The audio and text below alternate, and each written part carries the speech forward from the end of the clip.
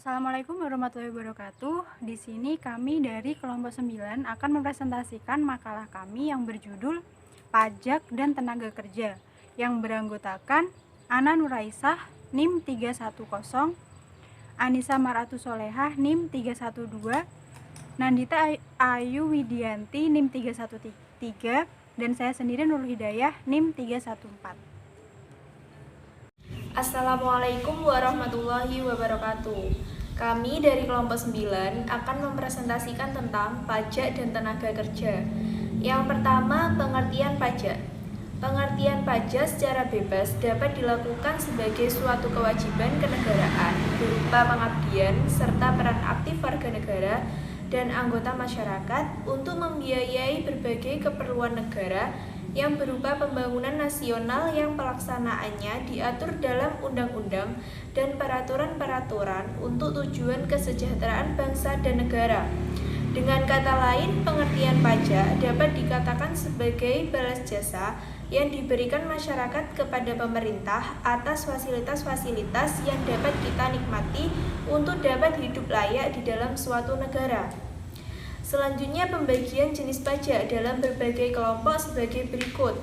Yang pertama, pembagian menurut administrasi yuridis terdiri atas pajak langsung dan pajak tidak langsung, di mana kedua jenis pajak tersebut dibagi lagi dalam dua segi lain, yaitu segi yuridis dan segi ekonomis.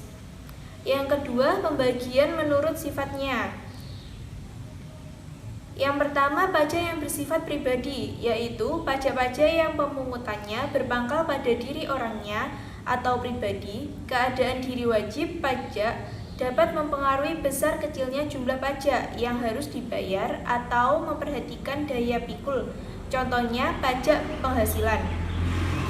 Yang kedua, pajak objektif atau pajak yang bersifat kebendaan, yaitu pajak-pajak yang pemungutannya berpangkal pada objeknya, perbuatan dan kejadian yang dilakukan atau terjadi dalam wilayah negara dengan tidak mengindahkan keadaan diri dan keadaan wajib pajak, contohnya bea materai. Yang ketiga, pembagian berdasarkan titik tolak pemungutannya. Yang pertama, pajak subjektif, yaitu pajak yang pengenanya berpangkal pada orang atau badan yang dikenal pajak atau wajib pajak. Subjek dalam hal ini adalah orang pribadi, badan, dan bentuk usaha tetap. Setelah ditentukan subjeknya, baru kemudian dilihat apakah mereka mempunyai atau memperoleh penghasilan yang memenuhi syarat untuk dikenai pajak. Yang kedua, pajak objektif, yaitu pajak yang pengenaannya berpangkal pada objek yang dikenai pajak, dan untuk mengenakan pajaknya harus dicari subjeknya. Contohnya pajak bumi dan bangunan atau PBB, di mana yang pertama kali ditentukan oleh objek adalah bumi dan bangunannya, baru kemudian dicari siapa yang menjadi subjek pajaknya. Yang keempat, pembagian berdasarkan lembaga pemungutannya atau kewenangan memungut. Yang pertama, pajak negara atau pusat, yaitu pajak yang dipungut oleh pemerintah pusat yang penyelenggaranya pemungutan di daerah-daerah dilakukan oleh kantor inspeksi pajak setempat. Contohnya pajak penghasilan atau PPh, pajak pertahanan nilai atas barang dan jasa, dan pajak penjualan atas barang mewah atau PPN dan PPNBM, bea materai, cukai. Pajak daerah yaitu pajak yang wewenang pemungutannya berada pada pemerintah daerah, baik tingkat provinsi. Contohnya pajak berkendaraan bermotor, pajak balik nama kendaraan bermotor, atau kabupaten, contohnya pajak hotel, pajak restoran, pajak hiburan, dan lain-lain, yang hasil pemungutannya digunakan untuk pembiayaan rumah tangga daerah. Selanjutnya, tujuan pajak. Tujuan pajak itu mempunyai hubungan erat dengan tujuan negara dan bersumber dan beredar pada tujuan masyarakat, yaitu suatu cita-cita hidup yang tumbuh dan terkandung di dalam masyarakat untuk dicapai dan direalisasi oleh negara sebagai alat perjuangan dan organisasi masyarakat yang tinggi. Untuk yang selanjutnya yaitu pengertian tenaga kerja. Tenaga kerja merupakan penduduk yang berada di dalam usia kerja. Menurut UU nomor 13 tahun 2003, bab 1 pasal 1 ayat 2 disebutkan bahwa tenaga kerja adalah setiap orang yang mampu melakukan pekerjaan guna menghasilkan barang dan atau jasa baik untuk memenuhi kebutuhan sendiri maupun untuk masyarakat. Secara garis besar, penduduk suatu negara dibedakan menjadi dua kelompok, yaitu tenaga kerja dan bukan tenaga kerja. Berdasarkan penduduk klasifikasi tenaga kerja dibagi menjadi dua, yaitu berdasarkan penduduknya. Itu ada tenaga kerja, bukan tenaga kerja, angkatan kerja, dan bukan angkatan kerja. Berdasarkan kualitasnya terbagi menjadi tiga, yaitu tenaga kerja terdidik dan tenaga kerja terlatih, serta tenaga kerja tidak terdidik dan tidak terlatih. Selanjutnya, tenaga kerja Indonesia.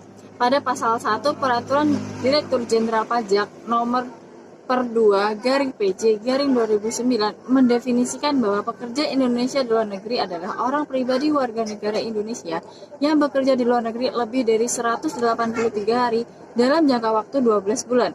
Pekerja Indonesia di luar negeri tersebut adalah subjek pajak luar negeri. Adapun yang menjadi objek penghasilan yaitu penghasilan dari pekerjaan dalam hubungan kerja dan pekerjaan bebas, penghasilan dari usaha dan kegiatan, penghasilan dari modal yang berupa harta gerak maupun harta tak gerak, penghasilan lain-lain seperti pembebasan utang dan hadiah. Adapun yang menjadi dasar pengenaan pajak, secara umum dasar pengenaan pajak TKI sebagai statusnya sebagai SPDN adalah penghasilan dari pekerjaan dalam hubungan kerja dan pekerjaan bebas seperti gaji, honorarium adalah penghasilan neto sesuai dengan ketentuan PPh. Untuk dasar pengenaan pajak TKI dengan statusnya sebagai SPLN yang memperoleh penghasilan dari Indonesia adalah penghasilan bruto sesuai dengan pasal 26 Undang-Undang PPh. Tenaga kerja asing. Pengertian tenaga kerja asing sebenarnya dapat ditinjau dari segala jenis di mana salah satunya yang menentukan kontribusi terhadap daerah dalam bentuk retribusi, bentuk-bentuk persetujuan dari pengenaan retribusi. Menurut Abdul Kakim, tenaga kerja asing adalah tiap orang bukan warga negara Indonesia yang mampu melakukan pekerjaan baik di dalam maupun di luar hubungan kerja guna menghasilkan jasa atau barang untuk memenuhi kebutuhan masyarakat. Beberapa tujuan penempatan TKA di Indonesia yaitu: pertama, memenuhi kebutuhan tenaga kerja terampil dan profesional dalam bidang-bidang tertentu yang belum dapat diisi oleh TKI. Kedua, mempercepat proses pembangunan nasional dengan jalan Yang ketiga, mempercepat proses ahli teknologi atau ahli ilmu pengetahuan terutama di bidang industri. Yang keempat, memberikan perluasan kesempatan kerja bagi TKI. Yang kelima, meningkatkan investasi asing sebagai penunjang modal pembangunan di Indonesia. Kelebihan penggunaan TKA yaitu: pertama, dengan adanya TKA, perusahaan yang sebelumnya hampir mati setelah adanya TKA dapat berjalan lancar sehingga dapat memberi lapangan kerja bagi TKI. Yang kedua, TKI memperoleh kesempatan pendidikan dan pelatihan dari TKA. Yang ketiga, TKI dapat mengambil banyak contoh cara kerja TKA yang teliti, disiplin, dan menghargai waktu kerja. Kekurangan TKA sendiri yaitu: yang pertama, dapat menimbulkan kesulitan dalam bekerja sama karena pola budaya yang berbeda, terlebih apabila TKI kurang menguasai bahasa asing atau keahlian tertentu. Yang kedua, jika perusahaan terus-menerus menggunakan TKA, dikhawatirkan tidak adanya kesempatan bagi TKI untuk maju menggantikan kedudukan-kedudukan yang paling penting yang biasanya diduduki oleh TKA. Filosofi dasar penggunaan TKA adalah sebagai serangkaian upaya untuk meningkatkan investasi ahli teknologi, dan ahli keahlian kepada TKI, serta perluasan kesempatan kerja. Oleh karena itu, investasi asing di Indonesia sepenuhnya ditunjukkan untuk kesejahteraan masyarakat Indonesia. Hal ini sesuai dengan konsideran UU nomor 13 tahun 2003 tentang ketenagakerjaan. Secara umum, TKA yang berada di Indonesia dikategorikan pada dua, yaitu TKA legal, memiliki dokumen resmi. Hal ini mengacu pada ketentuan umum UU nomor 6 2011 tentang keimigrasian. Yang B, TKA ilegal tanpa dokumen. Jika penggunaan TKA tidak mengikuti aturan yang telah ditetapkan oleh Undang-Undang Nomor 13 Tahun 2003 tentang ketenagakerjaan, berarti telah memperkerjakan TKA ilegal. Penggunaan tenaga kerja asing di Indonesia dilakukan antara lain untuk mencari nilai tambah atau manfaat positif dengan adanya tenaga kerja asing tersebut sebagai ahli teknologi dan memicu daya saing bagi tenaga kerja lokal.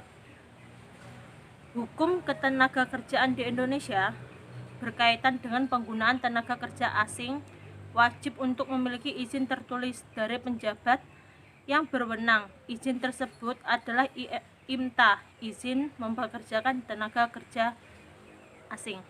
Sekian video presentasi dari kelompok 9, bila ada salahnya mohon maaf. Terima kasih. Assalamualaikum warahmatullahi wabarakatuh. Di sini kami dari kelompok 9 akan mempresentasikan makalah kami yang bertemakan pajak dan tenaga kerja. Sebelumnya perkenalkan, nama saya Nurul Hidayah, NIM 314, dan teman saya Ana Nuraisah, NIM 310, Anissa Maratu Solekah, NIM 312, Nandita Ayu Widianti, NIM 313.